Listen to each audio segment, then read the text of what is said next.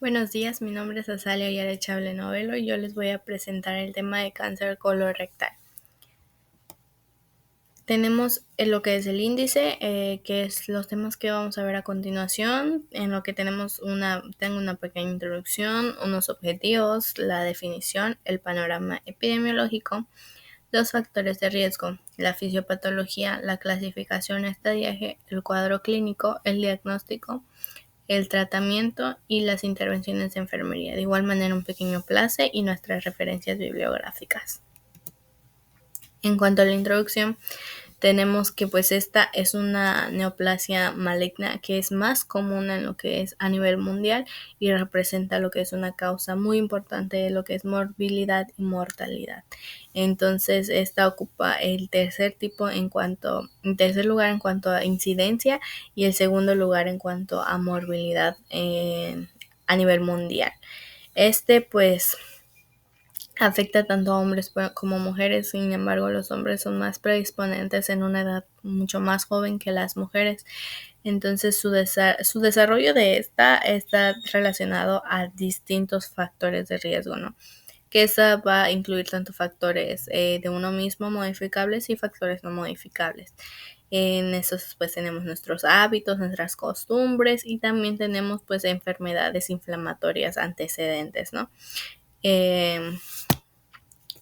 Tenemos en cuanto a lo que son nuestros objetivos, el objetivo general, que es describir lo que son las características clínicas, epidemiológicas y los factores de riesgo que son asociados a lo que es el cáncer colorectal durante todo nuestro tema. También pues vamos a analizar esta distribución que va a haber por edad y sexo en cuanto a la localización del tumor e identificar lo que son los principales factores de riesgo, ya que pues van a tener factores de riesgo muy importantes y la mayoría pues van a ser factores modificables que nosotros podemos cambiar. En cuanto a nuestra definición, tenemos que es un crecimiento en las células de las células en lo que es la pared del colon. Estas van a empezar a multiplicarse sin control y pues van a empezar a crecer en lo que es el colon, en cualquiera de sus partes, el colon ascendente, el colon transverso, el colon descendente, el colon sigmoides o el recto. Entonces, este crecimiento anormal que va a haber en este tejido, que va a ser como un pequeño tumor, se va a llamar pólipo. Este pólipo, según su clasificación o según pues su mutación, va a producir lo que es el cáncer. En cuanto a nuestro panorama epidemiológico, tenemos que a nivel mundial es el tercer tipo de cáncer más frecuente en el mundo, lo que mencioné anteriormente, y representa aproximadamente el 10% de todos los casos de cáncer, al igual que pues es la segunda causa de muerte relacionada a pues el cáncer en el mundo.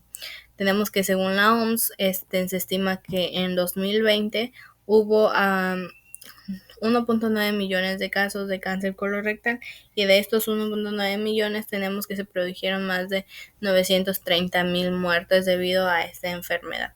A nivel nacional, hablando de México, tenemos que es el tercer tipo de cáncer más común y existen aproximadamente 15,000 casos nuevos y más de 7,000 muertes. A nivel estatal, en cuanto a estadísticas del INEGI, tenemos que las defunciones en el periodo de 2003 a 2012 aumentaron de 221. Sin embargo, pues con el tiempo han ido aumentando más, ya que el cáncer ya es más recurrente en la población de Quintana Roo.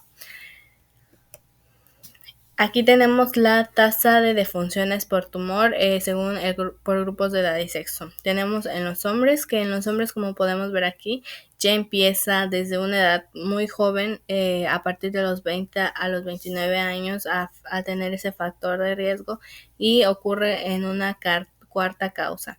Tenemos que a partir de los 30 a los 59 años, esta pues va a ocurrir en lo que es una primera causa, y de los 60 o más va a ocurrir también en lo que es una tercera causa en cuanto a los hombres. En cuanto a las mujeres, empieza en este factor de riesgo o esta predisposición en lo que es de 30 a 59 años como cuarta causa, y de los 60 años y más de igual manera como en los hombres como tercera causa. En cuanto a los factores de riesgo, Los factores de riesgo pues tenemos que se pueden clasificar. Se pueden clasificar en lo que son factores de riesgos modificables y factores de riesgos no modificables, ¿no? En cuanto a los no modificables, en general tenemos que es la dieta, es una dieta rica en grasa animal, que es una dieta rica en colesterol. Igual tenemos que diversos estudios demuestran que es una dieta, con consumo excesivo de lo que son carnes rojas y pobre en ingesta de fibra vegetal o verduras. También tenemos que de manera general va a afectar en gran parte a lo que son los mayores de 50 a 76 años. Esto pues que tiene más afinidad a lo que es el sexo masculino y la raza negra.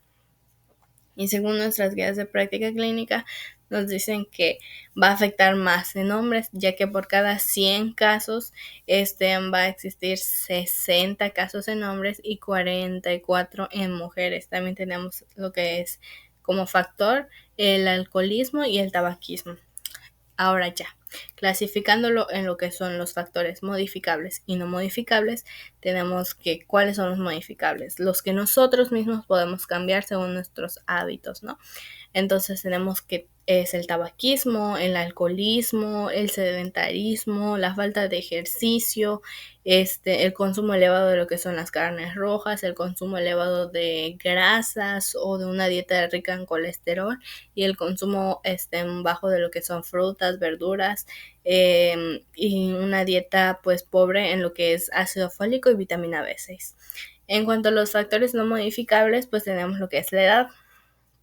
La edad pues se considera que a mayor edad pues más riesgo, más predisposición va a haber, ¿no? Tenemos también que los antecedentes familiares, ya sea de pólipos o de lo que es ya en sí el cáncer colorectal. También tenemos los mismos antecedentes personales de adenocarcinomas, antecedentes personales de enfermedades inflamatorias en lo que es el intestino grueso o lo que es algún síndrome hereditario. También tenemos que pues estos puede ocurrir también en lo que es la colitis. Pasando a lo que es nuestra fisiopatología, vamos a tener que, pues primeramente, es el crecimiento, ¿no? La falla en lo que es el ciclo celular, que es lo que va a haber un crecimiento anormal, una multiplicación anormal de lo que son las células en la pared del colon. Estas células, como ya mencioné anteriormente, se van a llamar pólipos. Como podemos ver en la imagen, van a existir estos pólipos. Estos pólipos se van a clasificar en dos, en lo que son adenomatosos y no adenomatosos, ¿ok? Entonces, los no adenomatosos pues no van a ser predisponentes al cáncer, sin embargo eso no quita el riesgo de que pueda seguir mutando esta célula, ya que al haber el fallo no va a haber como ese filtro, ¿no?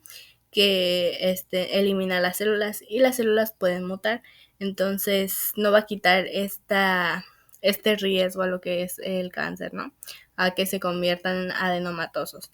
En cuanto a los no adenomatosos, tenemos que pues estas se va a clasificar también según su riesgo. ¿Y de qué va a depender su riesgo alto, su riesgo bajo? De su tamaño, ¿no? Vamos a tener un riesgo bajo si su tamaño es menor a 1.5 centímetros, ¿no? Y si es un riesgo alto, mayor a lo que es 2.5 centímetros. También tenemos que depende de lo que es el número. Entonces, depende del número, es si se va a correr mayor riesgo o menor riesgo, ¿no? Mayor a 3 pólipos quiere decir que hay un mayor riesgo a lo que es la predisposición de que se vuelvan precancerosos, ¿no? Entonces, para poder explicar este crecimiento, o esta afectación o cómo actúa, tenemos que conocer primero lo que es la anatomía de lo que es nuestra pared del intestino. Esta va a contar con lo que es distintas capas, ¿no? Se va a encontrar 4 capas en esta, que de la más externa a la más interna tenemos lo que es la mucosa, la submucosa, la muscular y la serosa. En cuanto a la capa mucosa, esta va a afectar lo que es primeramente en el epitelio, ¿no? En el epitelio vamos a tener ese crecimiento anormal, ¿no? En el epitelio vamos a tener ese pólipo. Entonces vamos a empezar como un pólipo pequeño, un crecimiento de células, que se le va a considerar como benigno. este se va a clasificar como un pólipo adenomatoso. Entonces, este va a seguir creciendo. Una vez que esté creciendo, se vuelve un pólipo grande. Una vez que este haya crecido y empiece un crecimiento anormal en lo que es la célula, se le va a considerar como una displasia. Entonces vamos a tener que va a existir una displasia grave, ¿no? Este pólipo puede ser un pólipo precanceroso, sin embargo, aún se le sigue considerando como la categoría de benigno.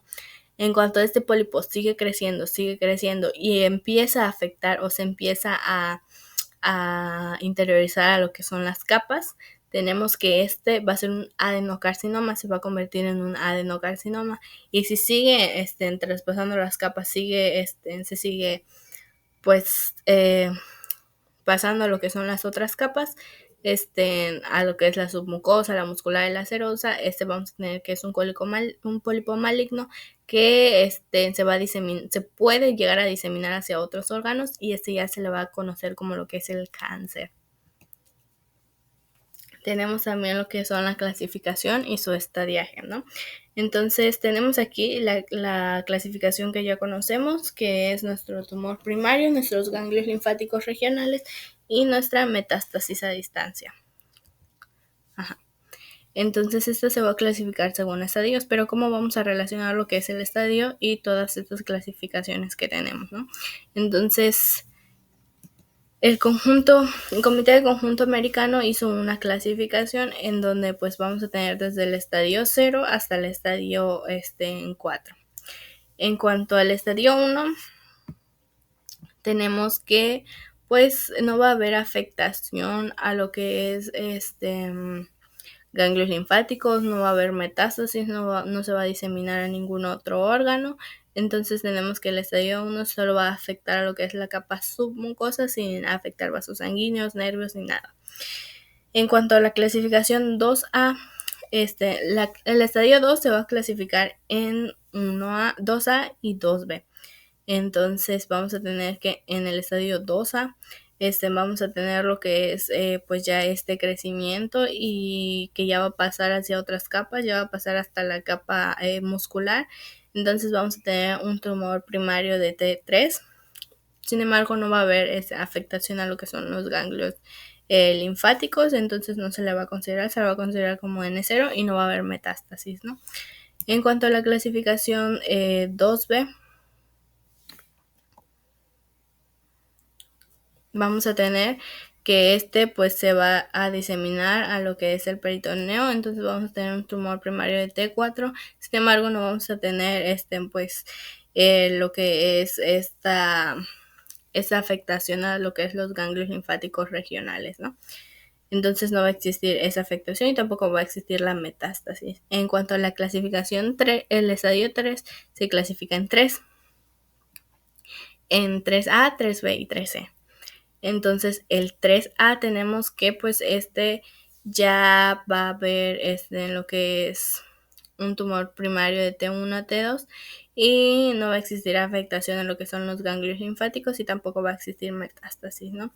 En cuanto al estadio 3B, tenemos que pues ya va a tener una afectación del tumor primario de T3 a T4, ya va a haber una afectación a lo que son los ganglios linfáticos regionales. Sin embargo, eso no quiere decir que ya se haya diseminado y ya se haya propagado a pues otras partes. En cuanto a nuestro estadio 3C, tenemos que pues ya se puede encontrar de cualquier manera del tumor primario. Sin embargo, ya va a tener afectación en lo que es de 4 a 6 ganglios linfáticos o 7 ganglios linfáticos o más. Entonces, en esta ya puede empezar a ocurrir lo que es la diseminación hacia otros órganos a través de los ganglios linfáticos. Sin embargo, todavía no va a existir, entonces no se le va a considerar como metástasis, pero sí como una clasificación de afectación a los ganglios linfáticos de N2. En cuanto al estadio 4, vamos a tener que el cáncer ya pasó todas las capas, ya afectó los ganglios linfáticos regionales, entonces esta ya hizo que se propague o que se disemine hacia otras partes del cuerpo, entonces ya va a haber metástasis a distancia, y vamos a tener que esta se va a diseminar a través de los ganglios linfáticos. A través de los ganglios linfáticos, los primeros órganos en dañar van a ser los pulmones, el hígado y el peritoneo. También tenemos otra clasificación. Tenemos otra clasificación llamado Aspergillus o Dux modificado. En esta clasificación tenemos que pues se va a clasificar según los grados, según A, B1, B2, B3, C1, C2, C3 o D. En esta pues cada grado va a tener sus características, como por ejemplo a qué capa va a afectar el grado A, que es a la capa mucosa y submucosa, en la capa B1, que es pues no más allá de lo que es la capa muscular y no va a haber daño hacia lo que son los ganglios. También pues el B2, que es hasta la capa muscular y hacia los ganglios, y el B3, que pues ya es como una invasión hacia los órganos de alrededor. Y en el C1 pues va a haber que va a estar limitado a lo que es la pared del colon y va a haber una afectación a lo que son los ganglios. También tenemos que va a existir en C2 una transmural paracerosa y va a haber una afectación a lo que son los ganglios linfáticos. También en el C3 tenemos que pues ya es la invasión a lo que es otros órganos, la diseminación, y en el D es una metástasis. También aquí podamos encontrar el tratamiento de A a B2. Tenemos que el tratamiento solamente va a existir, va a ser quirúrgico, ¿no? Entonces eso no va a requerir tratamiento adyuvante. En cuanto a B3 a C3, ese va a requerir de quimioterapias adyuvantes. Esta pues si el paciente corre riesgo de perforación, obstrucción, y pues diferentes factores. Entonces, a partir del D, que ya es un cáncer con metástasis, pues no va a requerir operación. Sin embargo, esas quimioterapias que van a existir no van a ser quimioterapias curativas, sino ya van a ser enfocadas más hacia el ámbito paliativo. En cuanto a nuestro cuadro clínico tenemos esta estenosis luminal, que ¿qué es lo que va a hacer? Que va a dar este dolor, va a tener el dolor tipo cólico. Entonces van a existir, a partir de esta estenosis van a existir cambios en lo que es el intestino, va a existir estreñimiento o diarrea. También pues vamos a tener una defecación irregular. ¿Qué quiere decir esto? Que a causa de la estenosis vamos a tener unas heces más delgadas o una forma distinta a lo que pues se conoce normalmente, ¿no? También tenemos la pérdida de peso inexplicable, la sangre en materia fecal, que a partir de esta sangre se va a realizar un diagnóstico precoz en cuanto a nuestros diferentes tipos de diagnóstico. Va a existir cambios en el apetito, va a existir lo que es la fatiga, la mucosidad en las heces o el tenesmo. ¿Qué quiere decir esto? Que es la sensación de evacuación incompleta. También tenemos que en cuanto a nuestro diagnóstico, en los pacientes pues se puede diagnosticar de 3 formas, mediante los signos y síntomas que son sospechosos y esos van a ser presuntivos a lo que es el cáncer, ¿no? También tenemos que pues el cáncer es una enfermedad silenciosa.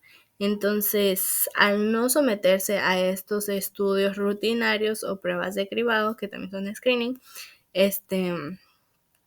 no se podría detectar de ninguna manera.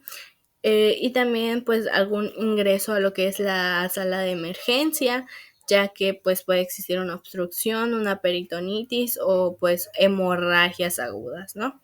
Entonces, si lo vamos clasificando desde un diagnóstico pues precoz, tenemos que pues vamos a tener la primera, la prueba inmunoquímica para la detección de sangre oculta en heces. Esta se va a llamar también pues prueba inmunoquímica fecal. Esta va a detectar lo que es el cáncer colorectal o los pólipos, ya que estos van a sangrar periódicamente. Entonces, si la prueba sale positiva, es como una prueba rápida, ¿no? Entonces, si esta sale positiva, pues es necesario practicarse lo que es una colonoscopia. En esta colonoscopia va a hacer obligatoriamente una biopsia, ya que a través de los principios que ya hemos visto, sin una biopsia no es posible determinarlo como cáncer. En cuanto a la colonoscopia con toma de biopsia, es como el gold estándar para el diagnóstico del cáncer. Entonces esto va a ver si hay pólipos y va a diferenciar qué tipo de pólipo es, si es un pólipo adenomatoso o pólipo no adenomatoso. Esto pues es a partir de una confirmación histopatológica, ¿no? A través de lo que es la biopsia. Este estudio pues va a ser un estudio invasivo y va a pues visualizar toda la extensión de lo que es el colon. Como les dije, desde el colon sigmoides, colon descendente, colon transverso, hasta colon ascendente, ¿no? Ese va a ir a partir de el ano, el recto y toda la estructura. También tenemos otro tipo de estudio que es la sigmoscopia flexible.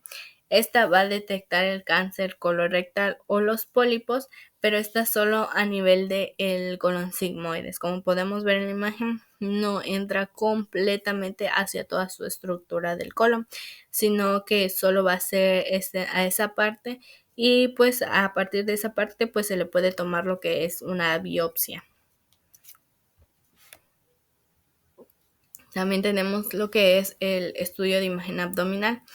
En este estudio de imagen tenemos que pues se va a utilizar para lo que es, ¿cómo se llama? Para lo que es evaluar la presencia de la metástasis, ¿no? Hacia dónde se ha diseminado este cáncer, ¿no? O qué tan grande o cuánta es su expansión a través de lo que es una tomografía computarizada. También en caso de requerir esto, ya sería un cáncer con metástasis o en estadio 4, 3 o 4, se requerirá eso. Y aparte de ese estudio, que sería una tomografía computarizada abdominal, se va a requerir también una tomografía computarizada en los pulmones, ya que pues para ver si no se ha diseminado lo que es el pulmón. También tenemos una resonancia magnética. Esta resonancia magnética es para evaluar también, estos ya son en caso de metástasis, ¿no? Entonces este es para evaluar a partir de la resonancia, la extensión del tumor, ¿no? El tamaño del tumor y de qué tamaño pues es, qué tan grande es. En cuanto a los tratamientos, existe lo que son los tratamientos quirúrgicos. En cuanto a los tratamientos quirúrgicos, pues tenemos que se van a requerir, como ya vimos, más que nada para los primeros estadios desde el 0 hasta el 2C, 2B. Y pues se van a requerir de diferentes cirugías, ¿no? Entonces puede ser una polipectomía, una extirpación local, una resección con anastomosis, una resección de colon con colostomía, o una ablación por radiofrecuencia, o criocirugía, que es el uso de frío para pues dañar las células y posteriormente eliminarlas. Entonces, según esta, va a depender también su cuidado posterior quirúrgico, ¿no? Entonces, en caso de que sea una resección de colon con anastomosis, pues esta va a ser cerrada completamente. En caso de que sea una resección de colon con colostomía, pues esta pues va a tener sus cuidados, que posteriormente les voy a proporcionar. También tenemos en cuanto a nuestra radioterapia. Otro tipo de tratamiento es la radioterapia, que pues esta va a utilizar los rayos X para pues eliminar o destruir estas células, ¿no? Para que no se sigan multiplicando. Tenemos dos tipos de radioterapia. Tenemos la radioterapia externa, que pues es desde el exterior hacia el interior en la región donde está el cáncer, ¿no? En cuanto a la interna, esta es a través de sustancias. Esta que se va a proporcionar a través de sustancias en lo que es agujas, jeringas, alambres o catéteres. En esta pues se va a utilizar más específicamente para el cáncer cáncer con metástasis. Entonces se va a utilizar no tanto en la región donde se originó el cáncer, sino el cáncer que ya se ha diseminado. Entonces, como mayormente se disemina lo que es pulmón y hígado, se va a tratar la radioterapia al cáncer que ya se diseminó al hígado. También tenemos la inmunoterapia. La inmunoterapia pues pues va a ayudar a lo que es el sistema inmunitario, y esta, al igual que la terapia dirigida y al igual que la quimioterapia, se van a realizar primero con biomarcadores para predecir qué medicamento tiene más afinidad a lo que es ese tipo de cáncer. En cuanto a los medicamentos, tenemos el ipilimumab y la nivolumab, que son los que pues mayormente se usan en el área oncológica. En cuanto a la terapia dirigida, también tenemos que pues se usa como pues ya más específica, ¿no? Hacia el tipo de cáncer y la región en donde esté. Entonces en eso tenemos diferentes medicamentos, como lo podemos ver el bevacizumab, que son medicamentos que se usan frecuentemente en el área oncológica. También tenemos la quimioterapia. La quimioterapia, pues, como todos ya sabemos, es pues este uso de medicamentos para interrumpir esa multiplicación de las células.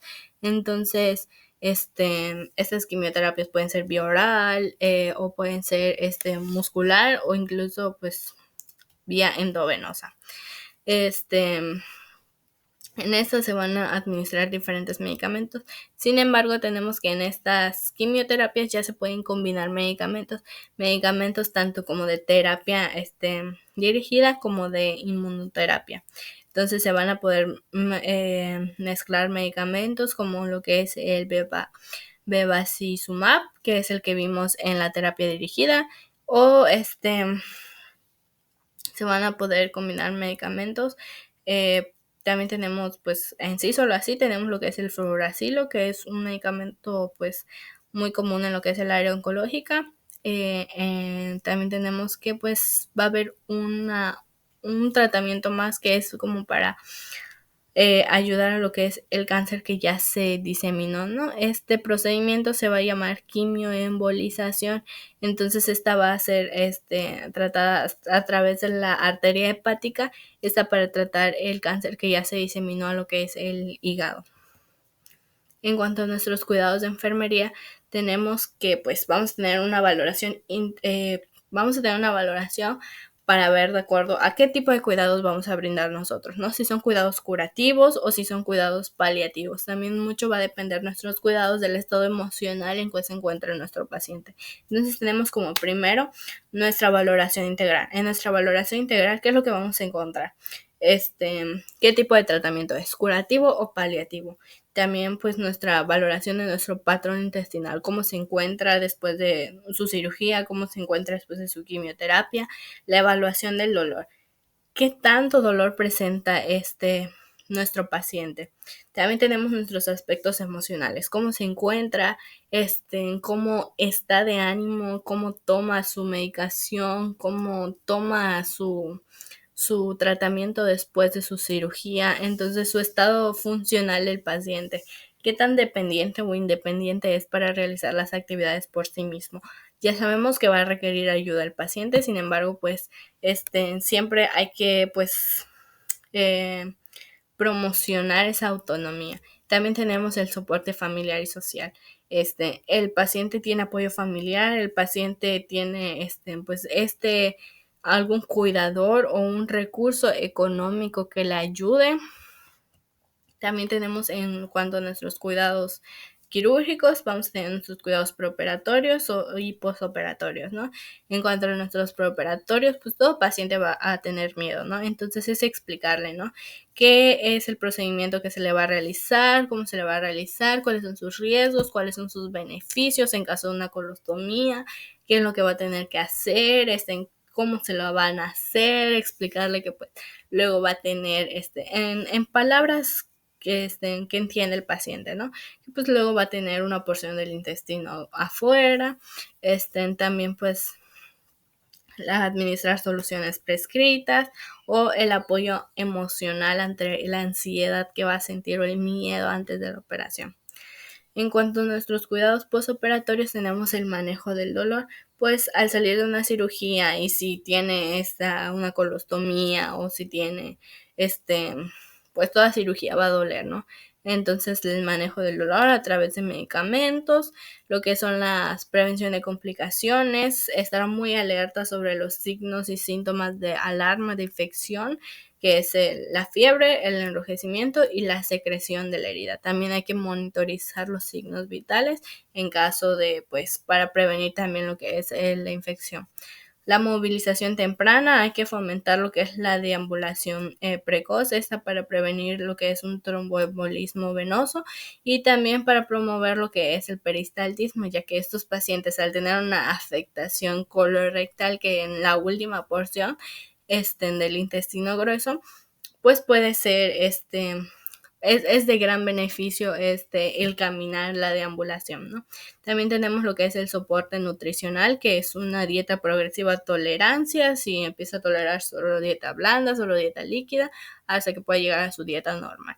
También la educación de colostomía en caso de, pues, si llegara a haber una colostomía, cómo va a limpiarlas, cómo va a cambiar su bolsa, y pues ayudarlo, ¿no? A decirle que es algo normal y ayudarlo también a lo que es su imagen corporal, ¿no? Ya que a partir de una colostomía, pues su imagen va a cambiar completamente. También tenemos los cuidados durante la quimioterapia y la radioterapia. En cuanto a esto, pues tenemos que, pues, va a haber un montón de efectos adversos, ¿no? Infinidad de efectos adversos. Entonces es ayudarlos, ¿no? Explicarles que más que nada los medicamentos que se les está proporcionando son muy fuertes y van a tener muchos efectos adversos. Entre esos se ocurre lo que es el vómito, la diarrea, la mucositis. Sin embargo, también hay que explicarles que no hay que tener miedo, que eso suele pasar. También hay que tener como esos datos de alarma o explicarle que debe de ir a hacerse estudios para, pues, vigilar lo que son los signos de anemia o de neutropenia. Esto pues también para evitar lo que es la infección. En cuanto al cuidado de la piel, tenemos que hay que hidratarla, hay que pues evitar lo que es esa exposición a lo que es pues que se dañe más, ¿no? Y el cuidado emocional, que pues es al estar ahí con nosotros en un área oncológica, pues tratar de hacer un poco ameno su ambiente, ¿no? En cuanto a nuestros cuidados nutricionales tenemos una dieta equilibrada, ¿no? Fomentar lo que es una dieta equilibrada, una dieta rica en proteína, una dieta adecuada en calorías, fraccionar las comidas, si no tolera tanto, pues ir fraccionándola con mayor frecuencia, pero con menos cantidad, ¿no? También evaluar lo que son los signos de deshidratación, la piel, pues turgente, la piel que no vuelve a su lugar, no es elástica, también lo que es coordinar, ¿no? Coordinar lo que es nutrición y evitar lo que son alimentos irritantes en caso de que haya colostomía. Esa es educación a la colostomía, en qué alimentos comer, cómo cuidarlo, cómo lavarlo. También tenemos en cuanto a nuestros cuidados paliativos o nuestros cuidados terminales. Esta pues ya es más que nada el manejo sintomático del dolor, el acompañamiento emocional y pues ya la coordinación para su cuidado ya domiciliar, ¿no? Ya que no vamos a tener un paciente paliativo en el hospital porque aparte de que tenemos nada más esa ocupación de camas, pues no tiene caso que él siga viviendo sus últimos momentos en un hospital. En cuanto a nuestro pequeño plazo, pues yo consideré de gran importancia el riesgo de infección. Este riesgo de infección en caso de pues, procedimientos invasivos, ¿qué quiere decir esto? A través de pues una colostomía o una canalización o heridas quirúrgicas abdominales después de una cirugía. También tenemos que en cuanto a nuestro indicador NOC vamos a tener lo que es estado gastrointestinal, genitourinario, integridad de la piel e integridad mucosa. En cuanto a esto, pues vamos a ver nuestras intervenciones NIC, que es el manejo de la asepsia, también los cuidados en zonas adenomatosas, también inspeccionar lo que es el estado de la herida quirúrgica, instruir al paciente sobre los signos y síntomas de su infección y pues hacer estudios continuos para pues evitar lo que son los signos de infección. Y mi bibliografía. Muchas gracias.